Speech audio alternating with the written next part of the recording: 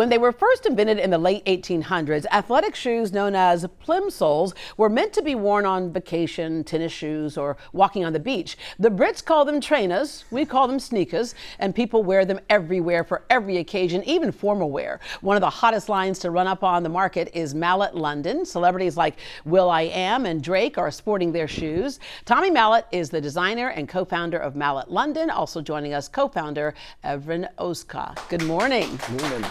Good morning. All right, a little bit about you, Tommy.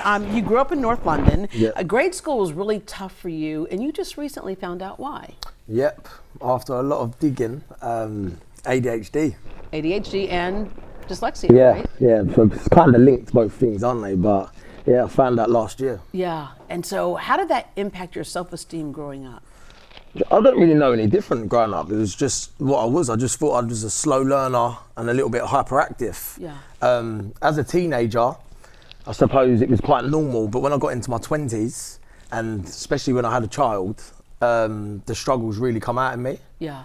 But yeah, I found that last year Yeah. and never looked back now. Your microphone is rubbing against your lovely beard there. I'm going to take this right here. I'm going to pull it down like that and see if that works right there. Okay, there we go. It's going to dangle for a minute, but anyway, we can hear you better. We're good. But you're always creative, which is Yeah. oftentimes what you find among a lot of people Yeah. who are ADHD and dyslexic. Yeah. So what I thought is, as a kid, I could do anything, but I had to do it my own way. So when it comes to creating products and stuff like that, I could just sit for hours, and I had that hyper focus thing. I feel like that really helped me along the journey. Yeah. You ended up in a reality TV show, which Yeah. helped you to springboard into the shoes. Why shoes? When I was on TV, I was always looking for the next thing of what I wanted to do, and oh, here we go, look. Yeah. Oh, I can't watch that back. Look at that. Oh, I hate watching that back. Look. You're watching yourself, yeah. Oh. You're like, painful. No. But yeah, but you always liked shoes. And Evren, for you, your first job was at your dad's warehouse unloading trucks full of garments. So you were in the Exactly, industry, yeah. but you're also exposed to business. Exactly, yeah. So I started there unloading trucks, doing the hard stuff, and then I went on to do sales for the company. So then I ended up running my own division. And then, I was traveling the world, come here actually to the US to do it as well. Yeah. And then, a friend introduced us to, me and Tommy together. And we just went from there, really. Yeah, you got into a game that was already existed. Yeah. In fact, I mentioned that y'all call them trainers over there. Trainers, So yeah. after you came to Exactly. America, you started, we're going to call Yeah, them we call them sneakers. sneakers. Yeah, right. But you got into a game that was already there. Why did you do that? And was there some thought, can we really break through? I think at that time there was a gap in the market. Like there was a lot of high-end sneakers, and then there was a lot of sports sneakers. So I think that at that time there definitely was a gap. So when we come together and had the idea, it was like, right, how can we make premium sneakers at not like the high prices that we're used to seeing? How can we make them a little bit more accessible?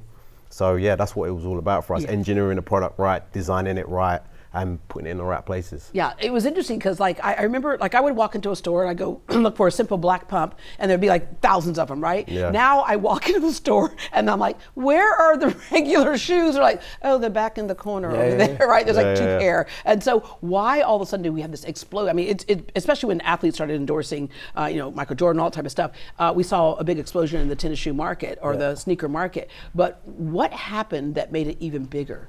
I feel like, especially the pandemic and people not going into the office and stuff like that, people wanted comfort.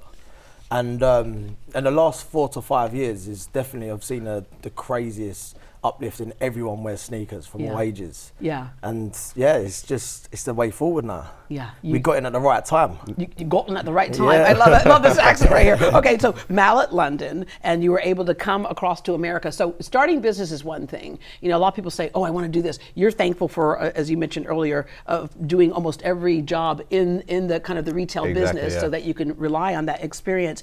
But to come across the pond, what was that like? That was really challenging, and it's something that we always wanted to do when we started the business. It was like, right, how do we get to the States? How do we get to the States? And we met a lot of people. We tried multiple times, and eventually, you got to stay in it for a long time. And we got a lot of no's, and we got a lot of doors shut in our face. But eventually, we grew and started to get noticed, and we finally made the leap a year and a half ago. Yeah, and you're in some great stores, including Saks Fifth Avenue. I know you did an appearance there yesterday. You've got your men's line of shoes. So let's talk about kind of the nuances and differences between men's shoes and the women's shoes. To be fair, we're merging both of them into the same thing now. It used to be, when we used to design it, used to be menswear was very dark and then women's wear we'd throw a bit of pink in and here and there. Yeah. But it comes a point when every time I wear a pair of my new sneakers, my fiance wanted the same ones as me. So now it's merged into like a more of a unisex thing. And that's the way forward for us now. We feel like there ain't so much, every women and men's shoes are exactly the same now. So we're just merging it together. And we're working on women's to launch in Saks soon. So Yeah. that's the next step for us. All right, Evren, I know doing business in different parts of the world is different in different parts of the world, but a lot of people, I think, since the pandemic also decided to take a chance and start their own businesses. What's your best advice to someone who says, I'm launching and I'm going to do my own thing? I think just stay at it. You got to be really focused about what you want, and you got to remember that the path to the success is not always linear. You know, it's not always start at the bottom left and go up to the top right. You know, it's like up, down, up, down. Like I was saying, when we was trying to come to the States, it took a lot of, you know, there were times where we would talk to each other and say, right, you know, we're not really getting anywhere. What we're going to do? But it's just important to stay at it. Remember why you started, and yeah, it's been 8 years, so. Yeah, it doesn't happen overnight, so yeah, stick at it and Consistency's keep key. consistent. Always Yeah. consistency. And then finally, are you as impressed with our accent as we are with yours? I am. Do you know what it is? But when someone American tries to do a London accent, they sound like the Queen. The Queen The sounds Queen, like that's this. it. Yeah, exactly So if I like start that. talking Exactly like that, this, yeah. you think I sound like the Queen when you're talking proper. like this. Okay. You can now find Mallet London at the Saks Fifth Avenue in the Galleria. For more information, visit greatdayhouston.com. Gentlemen, thank you. Thank you so much. Cheerio. Thank you so much Do you for really having us. You don't really say cheerio. When I was in London last time, they're like, we don't say that. Never heard it in my life. Never. Okay, there you go. Okay. What's the Texan way to say bye then? What's the typical The way? Texan way? Yeah, you teach us. Oh, well, like you say, if you meet us, you say howdy. Howdy. Yeah, in Houston, because that's our howdy thing. But then if you're just saying bye, it's like bye. Bye. Okay, Yeah, there you well, go. Well, no, bye. Happy trails to Bye, you. y'all. Just sing with me. Happy trails to you. I can't do that today. Okay, I'm not all going right, to lie. bye, I'm y'all. a little bit croaky. We need but yeah, the bye, other y'all. Tommy back on to do that. Yeah. Bye, y'all. Work. Okay, bye, y'all.